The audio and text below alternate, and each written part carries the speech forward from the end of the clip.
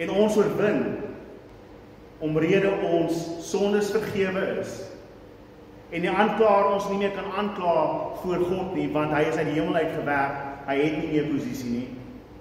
En so die bloed van die lam het verseker dat ons vergewe staan, geregverdig voor God.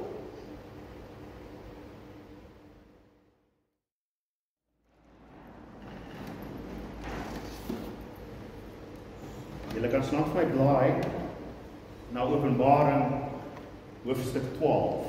Openbaring hoofstuk 12. En ons gaan die hele hoofstuk lees, dit is 18 verse. Maar ons kan dit nie regtig opbreek in verskillende gedeeltes nie. Dit is nodig dat ons die hele gedeelte lees. En dit is die fokus van vanmôre se boodskap, dat Christus oorwin deur die eeue. En dit is die fokus van Openbaring 12, vanaf vers 1 tot 18. En ons lees: 2 dae indrukwekkende teken in die hemel verskyn, 'n vrou bekleed met die son, met die maan onder haar voete, en op haar kop 'n kroon van 12 sterre. Sy was swanger en omdat sy in kraam was, het sy van geboortepyn geskree. En 'n ander teken het in die hemel verskyn. Kyk, daar was 'n groot vuurrooi draak, met 7 koppe en 10 horings, en op sy koppe 7 krone. Sy ster het 'n derde van die hemelse sterre saamgesleep en dit op die aarde neergegooi. Die draak het toe voor die vrou wat op die punt was om geboorte te skenk gaan staan, om sodra sy geboorte skenk haar kind te verslind. Sy het geboorte geskenk aan 'n manlike kind, bestem om al die nasies met 'n ysterstaf te regeer. En haar kind is weggevoer na God en sy troon. Die vrou het egter die woestyn ingevlug, na 'n plek waar daar vir haar deur God gereed gemaak is, sodat hulle haar daar 1260 dae lank kon versorg. En daar het oorlog uitgebreek in die hemel. Michael en sy engele het in die draak oorlog gevoer, en die draak en sy engele het ook oorlog gevoer, maar was nie sterk genoeg nie. Daarom was daar nie meer vir hulle plek in die hemel te vind nie. Die groot draak, die slang van weleer, wat duiwel en Satan genoem word, die verleier van die hele bewoonde wêreld, is toe uitgegooi. Hy is op die aarde neergegooi en saam met hom ook sy engele. Toe het ek 'n harde stem in die hemel hoor uitroep: Nou het die verlossing en die krag en die koningsheerskappy van ons God deurgebreek, en ook die volmag van sy Christus, omdat die aanklaer van ons broers uitgegooi is. Hy wat hulle dag en nag voor ons God aangekla het. Hulle het hom oorwin op grond van die bloed van die lam en op grond van hulle getuienis. Selfs in die aangesig van die dood het hulle nie hulle eie lewens lief gehad nie. Daarom juig hemel en diegene wat in die hemel woon, maar wee julle aarde en see, want die duiwel het met groot woede na julle neergedaal, omdat hy weet dat hy min tyd oor het. En toe die draak sien dat hy op die aarde neergegooi is, het hy die vrou agtervolg wat geboorte geskenk het aan 'n manlike kind.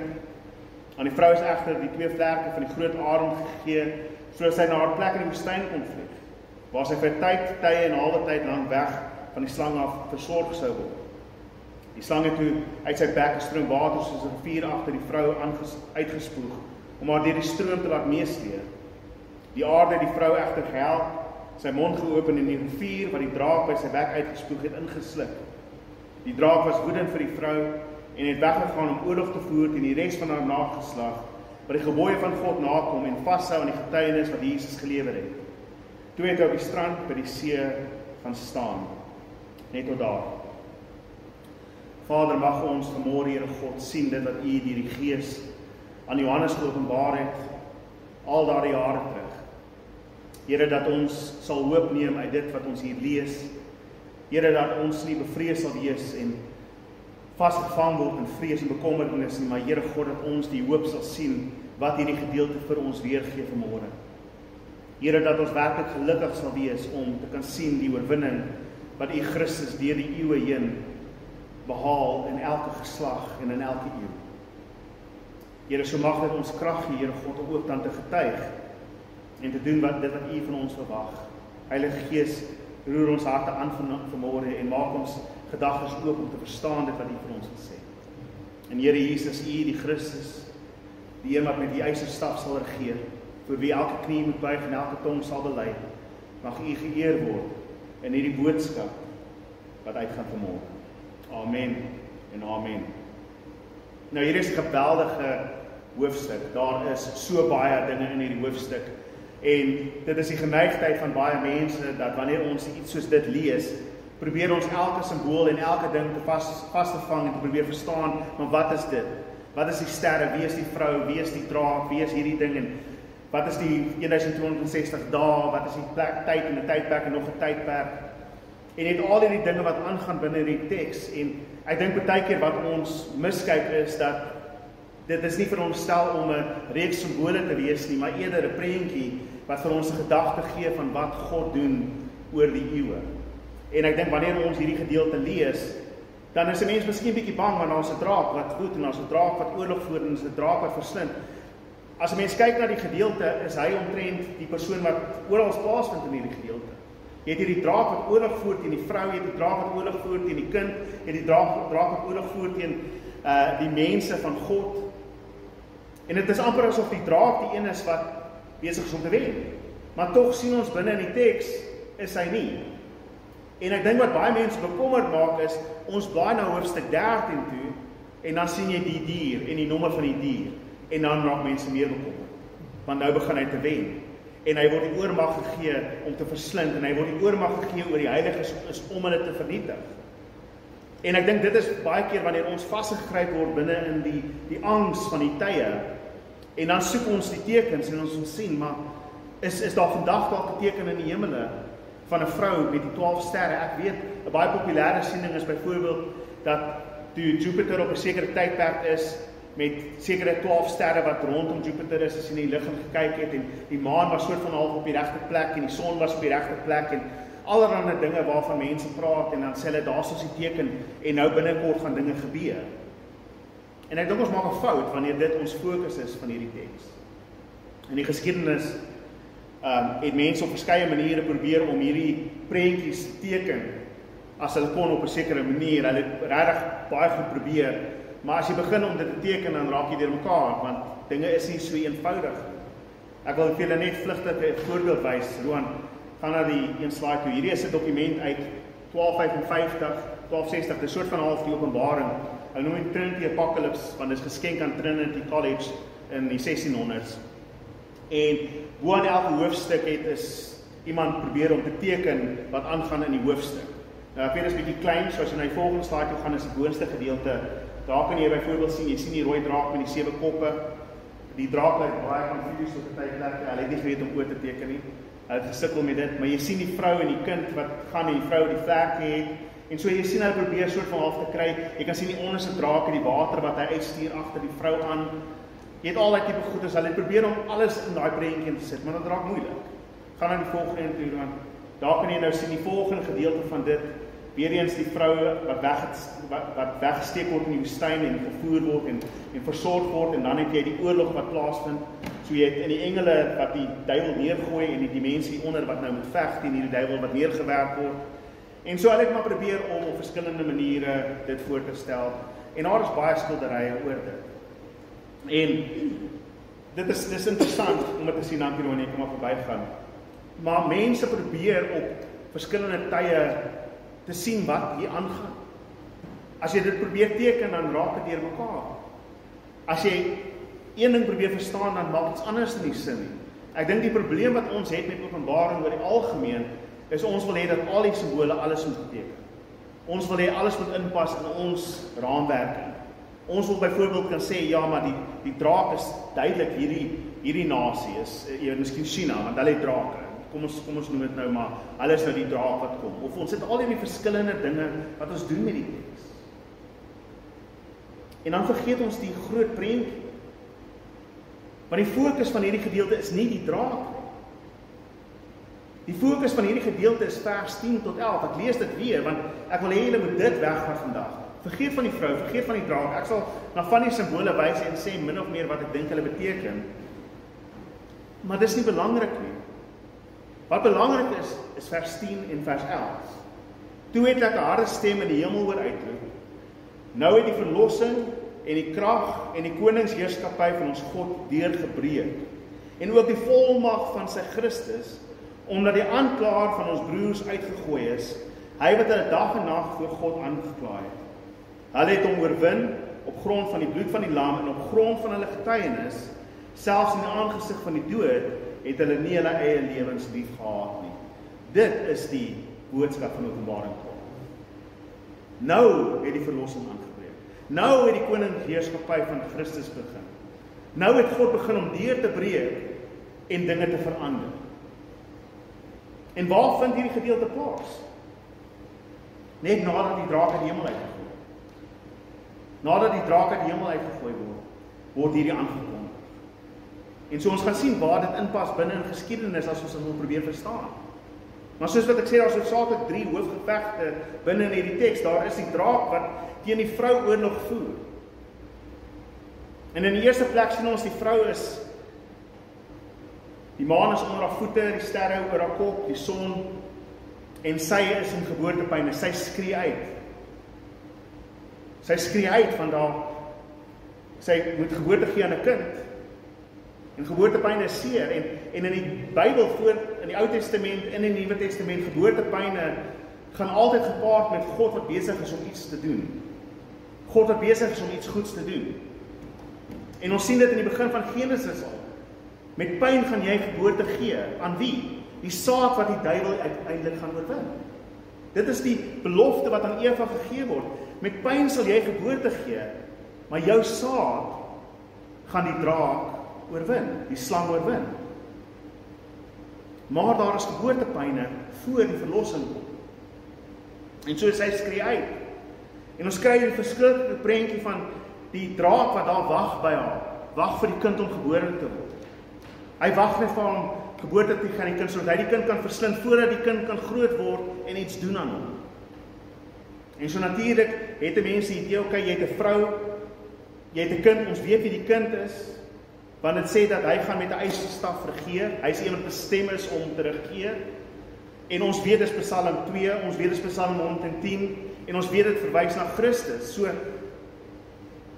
baie mense in die kerkgeskiedenis, veral in die Katolieke kerk, het gesê, maar dit is dan seker Maria. Want 'n mens kan dink, Maria het in die woestyn ingevlug met haar kind, reg? As julle die evangelies lees, die Herodes al die kinders wou doodmaak, die kind wou verslind, toe hardop sy in die woestyn in saam met haar man, en hulle het gaan kry weg in Egipte, vir 3,5 jaar. Hulle het gaan wegkry vir 'n paar jaar. En so baie mense dink, dis Maria. Maar daar is 'n probleem met daardie siening, en dit is eenvoudig dit. Dat sy kruip nie weg met haar kind nie, haar kind word opgeneem in die hemele, na God en sy troon toe. So dit is nie Maria. Wat ons daar sien, is dat Johannes vir ons 'n vinnige prentjie gee. Die vrou is God se volk. Die 12 sterre is die 12 stamme. Dit is God se volk wat hy voorberei het om geboorte te gee aan die een wat gaan regeer. Die een wat uiteindelik al die nasies gaan regeer, nie net Israel. En so die vrou is hierdie volk van God. En wanneer sy in die woestyn in wegvlug, dis wanneer sy uit haar land uitgegooi word. Dis wanneer sy weg is en verban word in die wye wêreld, in die diaspora wat ons vandag sien. En sy kry weg onder die nasies. Nou, ek praat nie hier van nasionale Israel wat ons nou sien daarbo nie. Ek praat van God se volk, die mense wat getrou is aan sy woord. En ons sien dat daar word oorlog gemaak teen haar afstammelinge aan die einde. Ons almal is uiteindelik die kinders van haar, die kinders van belofte. Paulus in Galasiërs 4 sê ons is kinders van Sarai, die belofte. Daar word dit vereenselwig met, dis nie 'n letterlike vrou nie, dis nie Maria nie, dit is God se volk. En die vyand veg teen God se volk deur al die eeue heen. En die beste oomblik wat die vyand weet, die beste tyd wat hy het, is wanneer Christus gebore gaan word. En so hy probeer Christus te verslind deur al die jare wat Christus op aarde is. Uiteindelik op die kruis dink hy kry die oorwinning en hy sien hy verloor want Christus word opgewek. En dan het jy die opvaarding en hy word opgeneem na God toe en sy troon waar hy regeer totdat hy moet terugkom. Dis wat daar gebeur. Daai hele gedeelte waar die duiwel wag vir hom geboorte te gee en waar die kind opgeneem word, dis Jesus wat gebore is, gesterf het aan die kruis, opgestaan uit die doodheid en opgevaar het na die hemel. En dit is wanneer hy in die hemel is, dat daar 'n oorlog uitbreek. Sien, die duiwel probeer op die aarde die mense te verlei, hy probeer die keer dat die kind gebore word, maar nou is die kind gebore, nou het die kind op die kruis oorwin, nou is die kind op sy troon. So wat doen hy? Nou moet ek oorlog voer, ek het geen ander keuse nie, ek moet in die hemel 'n oorlog voer. En God stuur sy engele uit, Michael en al die engele, en sê, gaan gooi hom neer, werp hom uit. Hy is nie meer tuis in die hemel. Ek het 'n interessante vraag, iemand het my hierdie week die vraag gevra weer, een van my vorige studente, het my gevra, wanneer is die duiwel uit die hemel uitgegaan? Sommige mense dink tussen Genesis 1 vers 1 en 1 vers 2. Wanneer is die duiwel uit die hemel uitgegaan? Waarop ek geantwoord het, toe Christus opgevaar het na die hemel. Dis toe die duiwel uit die hemel uitgewerp is. Hoekom sê ek so? Die Satan was nog in die hemel toe Job daar was. Die Satan was in die hemel toe die hoofpriester Josua nog daar was. Hy was die aanklaer van die gelowiges. Hy is die een wat, onthou julle 2 weke terug, hy is die een wat aanhoudend aankla en sê, maar hierdie mense is sondaars. Hierdie mense is sondaars. Maar Christus deur sy dood op die kruis het die skuldbrief teen ons op die kruis vasgespijker. En toe wat gedoen? Al die vyande neergewerp en 'n seëgetog weggeneem. Ons het dit gelees 2 weke terug. Dit is wanneer Jesus die disippels uitstuur en hulle demone uitdryf en hulle besig is om die evangelie te verkondig, dat Jesus sê, nou sien ek die Satan uitgewerp by die hemel. Nie voor die tyd nie, na die tyd. Die oorlog het begin toe Christus op die kruis gesterf het, opgestaan uit die dood het en opgevaar het na die hemele toe, waar hy moet regeer. Ons sien dit in 1 Korintiërs 15 vers 25 tot 26. Staan daar dat hy heers, hy het opgevaar na die hemel toe, waar hy sit aan die regterhand van die Vader in heerlikheid, totdat al sy vyande aan hom onderwerp is. Daar moet hy wees totdat al die vyande onderwerp is. En dan, wanneer al die vyande aan hom onderwerp is, dan sal hy sy koninkryk gee vir die Vader en God sal alles en almal wees. En die finale tyd kom. Maar dit begin na die kruis, na die opstanding. Dis wanneer hierdie Michael die duiwel neerdag. Vir die wat bietjie wil verder lees en iets wil verstaan, dit is ook volgens my persoonlike opinie, waar die 1000 jaar begin wat in Openbaring 20 is. Dis nie 'n letterlike 1000 jaar nie, dis 'n tydperk. En dit begin hier, want jy kry dieselfde woorde. Die duiwel word gebind en neergewerp na die onderste toe waar hy vasgebind word om nie meer te verlei nie. Want ons sien na die titel wat hy het. Kyk na daardie titel wat gegee word. Hy is die verleier van die nasies. Hy is die aanklaer van die gelowiges. Die draak, die duiwel, die Satan, noem hom wat jy wil. Maar sy primêre doel is dit, die verleier van die nasies en die aanklaer van die gelowiges.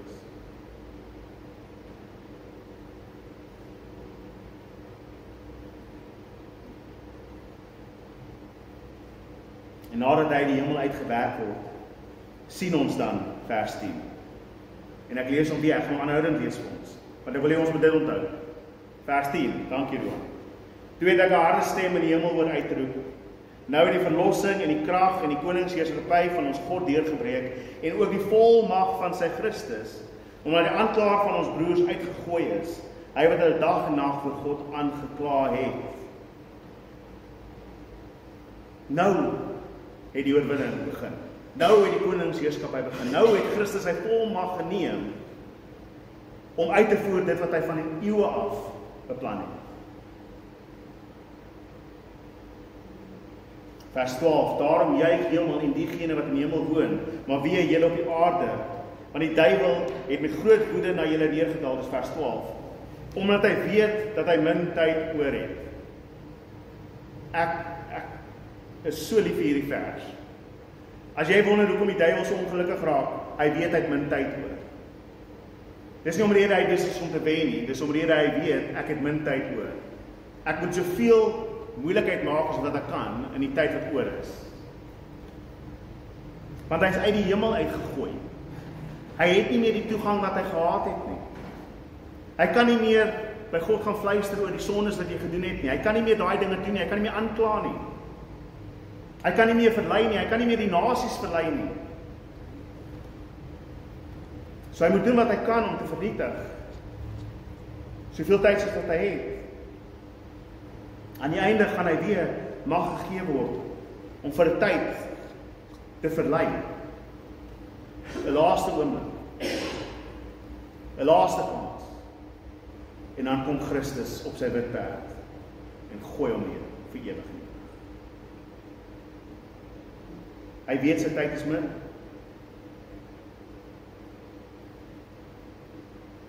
Dan kry ons die derde geveg.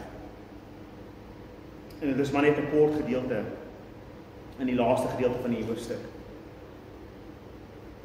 Hy kan niks in die hemel meer doen nie, so wat doen hy? Hy sit die vrou agterna. Natuurlik. Wat doen hulle in 70 na Christus? Jerusalem word vernietig. Al die Jode word uit hulle dorp uitgegooi. Hulle word uitgewerk in die woestyn in. Julle mag nie meer in julle land wees. Hulle word in die nasies in weggejaag, waar hulle moet wegkry. Waar God hulle versorg deur al die millennia. En God gaan verseker dat sy terugkom op die einde. Dis hoekom Paulus bly is in Romeine wanneer hy sê dat die enigste hoop wat ek het is, wanneer die tyd van die heidene nasies verby is, gaan hy Israel na homself toe bring. Hy gaan sy ware Israel terugbring. Ek praat nie van die politiese entiteit wat ons daar het, wat nou daar is nie.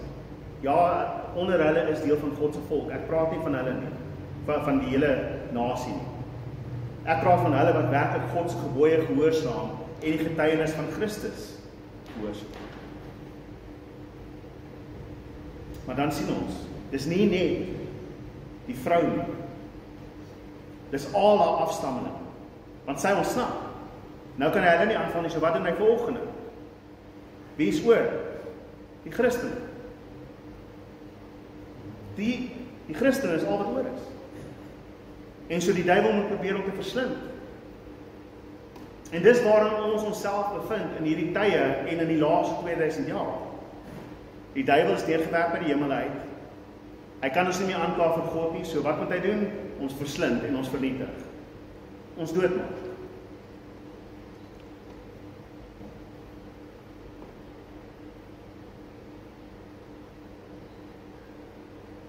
Ons besef ons is in 'n oorlog. En hierdie gevegte word geveg deur al die eeue heen. In elke generasie is daar 'n geveg wat ons moet veg. Mense reg oor die wêreld in elke eeu word vervolg. Ons dink partykeer dat, maar het op 'n stadium gelyk asof Christendom gewen het. Ja, in sekere gedeeltes van die wêreld was daar miskien tye wat dit gelyk het asof dit so is. Maar die waarheid is dat daar was nog nooit vrede nie. Daar was nog nooit enigstens soos dit nie. As jy dit saam met my sal bietjie vashou. Ek weet ek gaan nou 'n bietjie geskiedenis praat, maar ek wil net 'n paar dinge uit die geskiedenis uit met julle. Ek wil nie te lank wees in die geskiedenis, want ek wil terugkom na die stuk. Ons weet dat vir die eerste 300 jaar ten minste word die Christene vervolg deur die Romeine. En sekere tye mag hulle nie eens huise besit het nie en hulle landgoed is van hulle weggeneem. Hulle is doodgemaak vir hulle geloof. Uiteindelik sien keiser Constantijn, terwyl hy veg teen die ander keisers wat wil oorvat by hom, sien hy 'n teken van die kruis in die lug en hy hoor 'n stem wat sê, in hierdie teken sal jy verower. En hy teken toe die kruis en die Christus se teken, ek wonder van sien jy daar PX wat daar agter is? Dis nie 'n PX nie hoor. Dis die X is die X van Christus en die P is eintlik 'n R in Grieks. Hier is die eerste 2 letters van Christus se naam in Grieks. En so dis wat daar staan. Hierdie is wat hulle deur al die eeue heen gebruik het as 'n afkorting vir Christus. En so hy teken hierdie op sy skilde en op sy soldate se skilde en hy verower en hy wen 'n oorwinning En ons weet dat, okay, daar word die hele Romeinse Ryk Christen. En dis ons se ding. Maar dan in 355, dis omtrent, ek dink, 40 jaar later, sy neef, Justin, verwerp Christendom ten volle. En hy vervolg die kerk weer. En Christene word doodgemaak. En Christene word vervolg. 40 jaar na Constantijn, soort van half-Christendom die godsdienst van die Romeinse Ryk gemaak. Maar luister wat sê, Justin is Julian. Luister wat sê Julian oor Christene in sy tyd. Hierdie was sy grootste aanklag teen Christene. Dit is hulle welwillendheid teenoor vreemdelinge.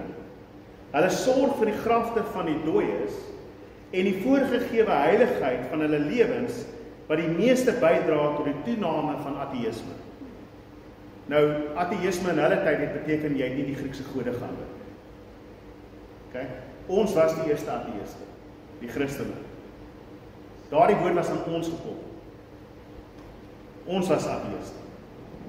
Ons is nog steeds volgens hulle die ateïste, want ons glo nie in die ander gode nie. Ons glo in een God. Maar hy sê dat hulle welwillendheid teenoor vreemdelinge, hulle sorg vir die grafte van die dooies, hulle goeie sedes en hulle, dit is die grootste probleem wat ons het. Want hulle laat ons sleg lyk. Op 'n ander stadium sê hy dat hulle sorg selfs vir ons armes en ons kan nie sorg vir ons eie armes nie. En so wen die kerk die harte van die mense oor. Want hulle gee om oor die vreemdeling. En hulle gee om oor die mense rondom hulle. En hulle lewe heilige lewens.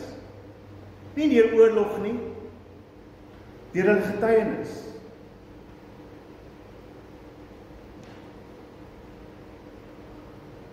Uiteindelik val Rome in 476 voor die Germaanse barbare. Daar is nie meer Rome oor nie. Die Romeinse Ryk kom tot einde. Maar stelselmatig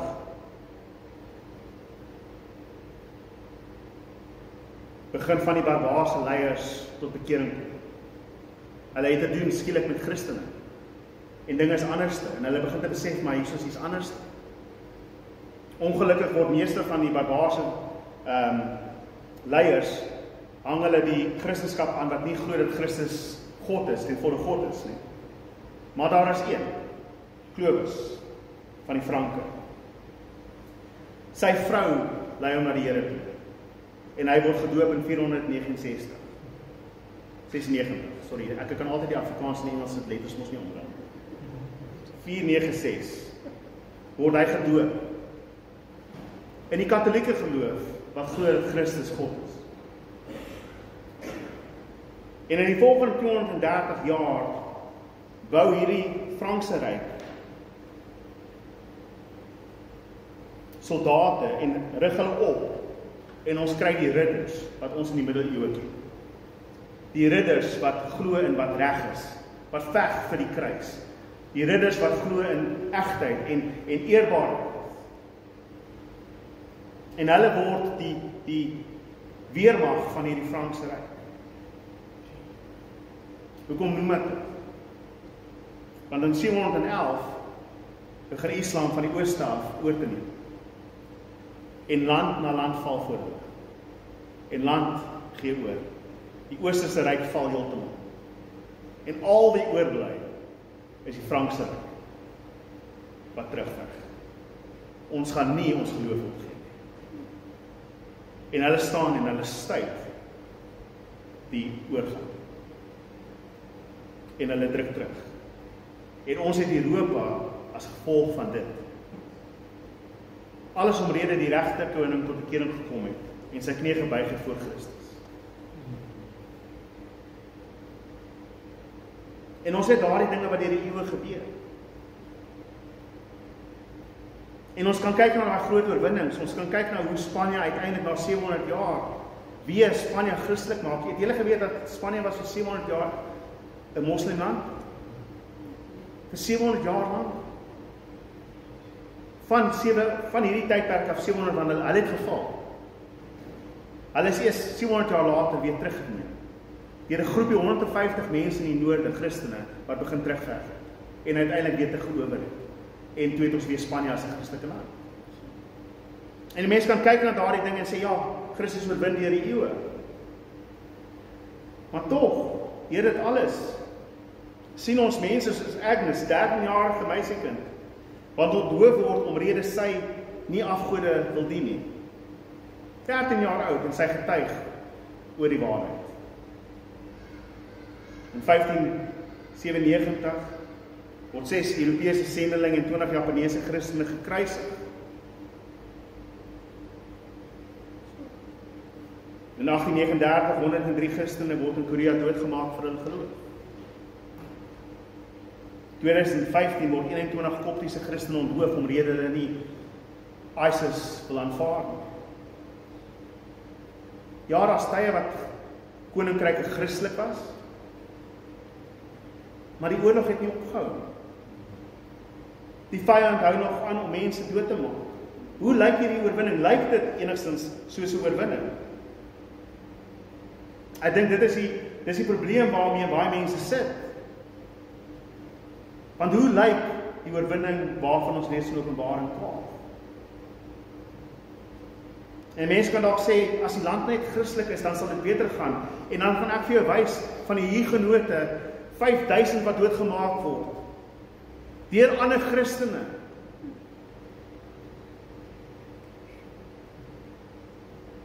Die Baptiste, wat uitgeroei word deur die Katolieke, en deur ander Protestante.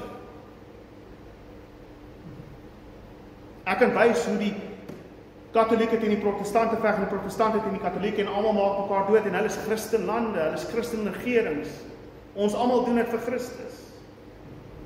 Maar ons maak mekaar dood. Wie dink julle is besig om die oorlog daar te wen? Dit klink soos die draak.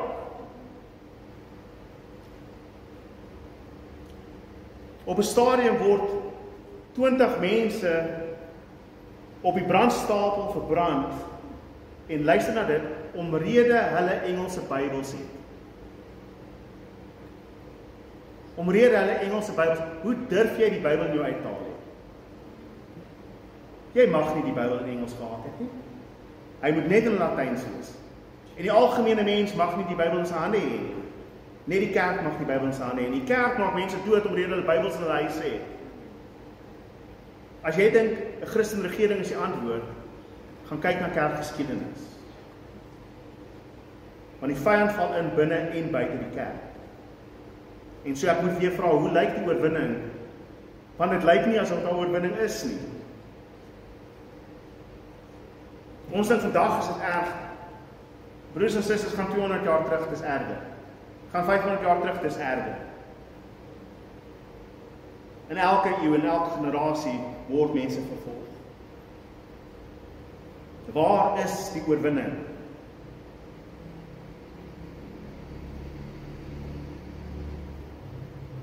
Vers 11. Mag lees vers 10 saam. Dankie dan, gooi weer daai vers op. Toe het ek 'n harde stem in die hemel uitroep, nou die verlossing en die krag en die koningsheerskappy van ons God deurgebreek en ook die volmag van sy Christus omdat die aanklaer van ons broers uitgegooi is. Hy wat hulle dag en nag voor God aangekla het en hulle het hom oorwin deur die bloed van die lam en op grond van hulle getuienis, want hier is die oorwinning. Selfs in die aangesig van die dood het hulle nie hulle eie lewens lief gehad nie. Dis die oorwinning wat Christus deur al die eeue bereik. Mense wat vashou tot aan die einde toe. Mense wat bereid is om te sterf vir hul geloof wat hulle in Christus Jesus het. Wat nie opgee nie, soos wat hy nie opgegee het op die kruis nie. Christus het die kruis oorwin omrede hy nie opgegee het nie. Ons oorwin die vyand wanneer ons nie opgee nie, wanneer ons volhou tot die einde toe. Ons sien dit in Openbaring 2 en Openbaring 3, wanneer hy skryf die gemeentes. Hulle wat die oorwinning behaal het, hulle wat vasgehou het tot aan die einde toe. Hulle name is opgeskryf in die boek van die lewe. Die oorwinning wat Christus behaal, broer en suster, is nie om 'n Christenland vas te stel nie. Maar elke hart wat tot bekering kom en glo in Christus en die knie buig voor hom, is 'n oorwinning oor die vyand. Hart vir hart, lewe vir lewe, mens vir mens, oorwin Christus deur die eeue. En ja, die vyand maak dood en die vyand moord, en die vyand verslind en die vyand vernietig, maar hy doen dit omrede hy weet sy tyd is min. Want daar kom 'n dag wanneer hy gaan oorwin en vir al vernietig.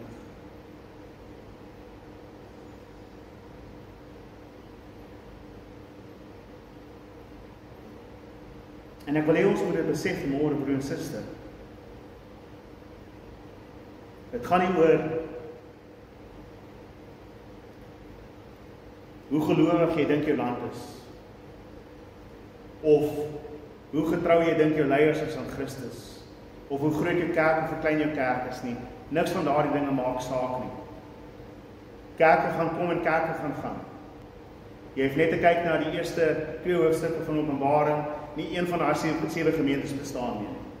Nie een van hulle. Al daardie 7 gemeentes is op pynhope. Daar is niks van hulle oor nie. Gemeentes kom en gemeentes gaan.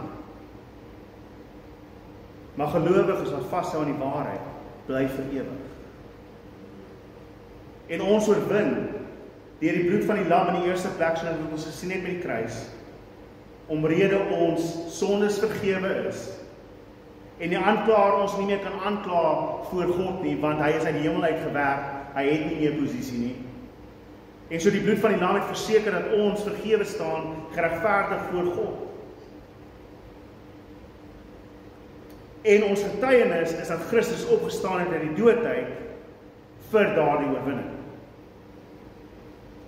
En dat ons glo in hom en vashou aan hom en weet dat hy is ons hoop. So wat ook al in hierdie wêreld gebeur, broer en suster, ons moet nie bang wees vir wat die wêreld aan ons doen nie. Die duiwel gaan verslind. Maar hy doen dit omdat sy tyd min is. Maar ek en jy word geroep om uit te hou, om vas te hou. Ek wou die gelees, maar laat ek het gelees.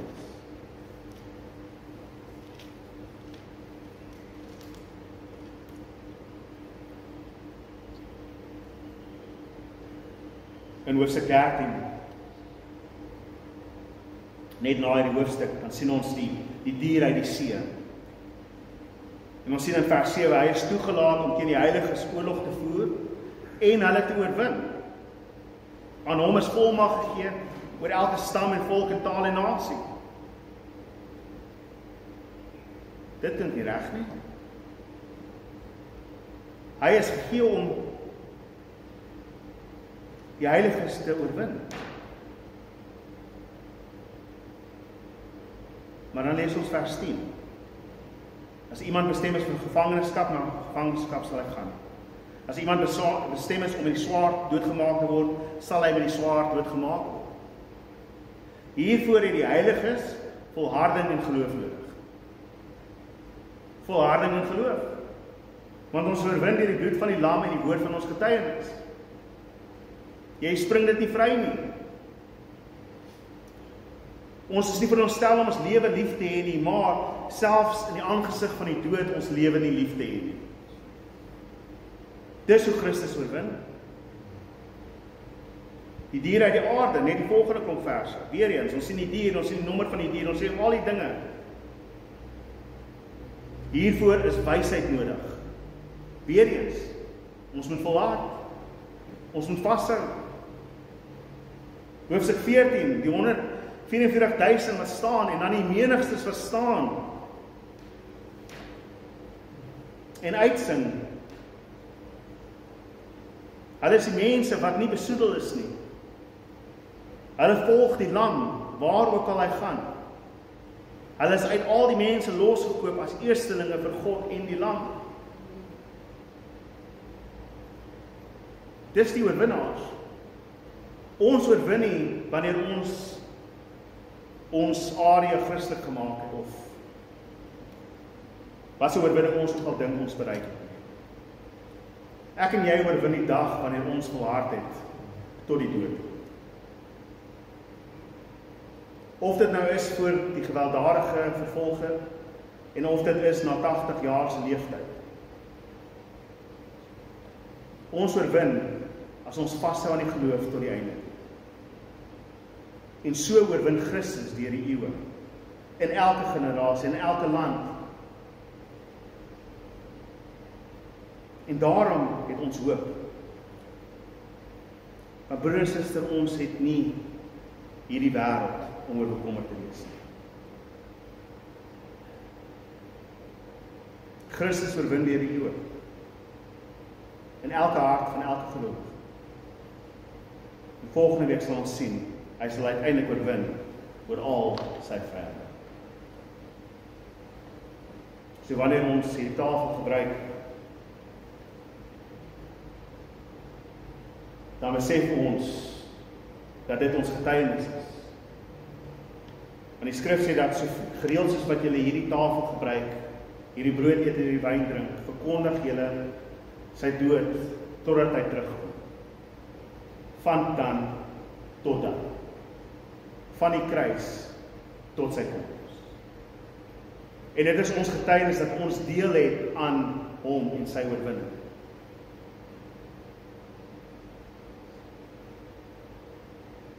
So Vader, ek bid U seën oor hierdie tafel vanmôre. Here, mag ons deur die gebruik daarvan getuig van ons geloof en weet, Here, dat U is die oorwinnaar deur die eeue.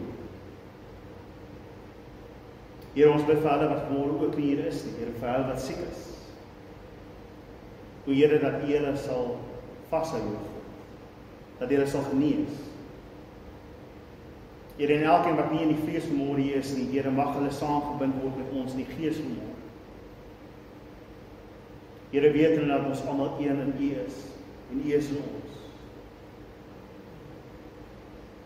So Here Jesus, lei ons op die seëntog vanmôre.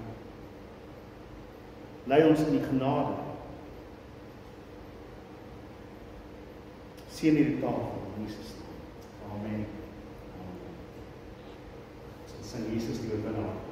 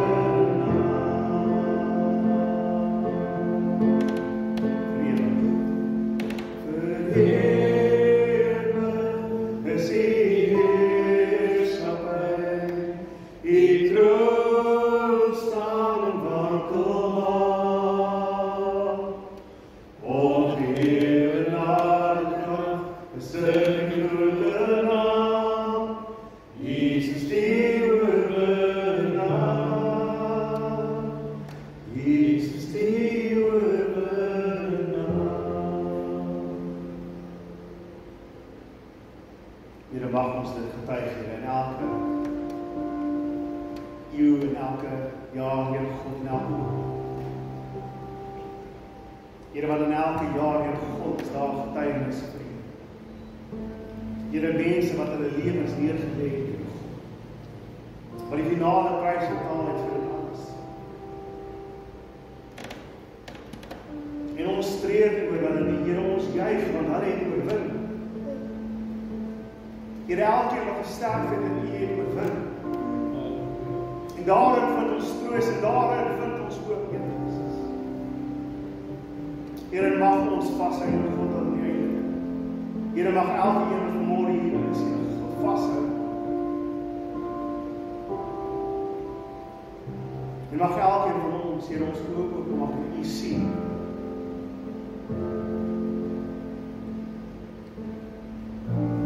Oorwinning smaak, Here Jesus. Here, so stuur ons uit vanmôre om U oorwinning te verklaar, om U goeie getuienis af te lê oor ons Christus. En mag ons selfs in aangesig van U ons lewe leef. Here, gee ons die krag in ons swakheid. In Jesus naam. Amen. Dankie, broers en susters, gaan aan die seën.